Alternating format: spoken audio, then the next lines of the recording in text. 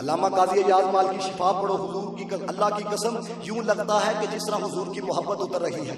अल्लामा काजी एजाज मालकी ने लिखा, मुल्ला अली कारी ने मिरकात में लिखा, कहते हैं नबी पाक जहाँ पे तशरीफ फरमा है ना, जहाँ पे तशरीफ फरमा है, मुल्ला अली कारी कहते हैं वो जगह बैतुल्लाह से भी अफजल है, बैतुल्लाह से भी अफजल है। और हजरत अकील हमली का कौल मिरकात में मुल्ला अली कारी ने नकल किया, कहते हैं जहां पे मुस्तफा तशरीफ फरमा है वो जगह सिर्फ बैतुल्लाह से अफजल नहीं, वो जगह अर्श से भी अफजल है,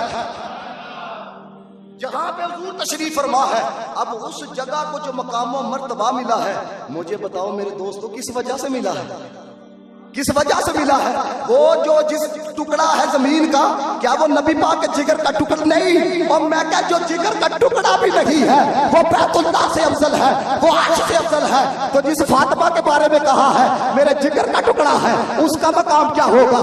अरे जब मिट्टी लगने वाली इतनी आला है कि अर्श से भी आला है, बैतुल्लाह से भी आला है, तो जिस हसन को मुस्तफा सूंघते थे उस हसन का मकाम क्या होगा? मैं क्या मिट्टी जिस्म का हिस्सा नहीं, बैतुल्लाह से भी आला है, अर्श से भी आला है। तो जिस हुसैन को कंधों पे खिलाया है, जिस हुसैन के लिए सजदा लंबा फरमाया है, जिस हुसैन को इतना प्यार फरमाया है कि जुबान तक को चुसवाया है और अपना पुत्र हुसैन पे कुर्बान फरमाया है। मैं क्या जब मिट्टी इतनी आला है तो जिसने करबल की जमीन पे वादा वफा फरमाया है उनका मकाम क्या होगा?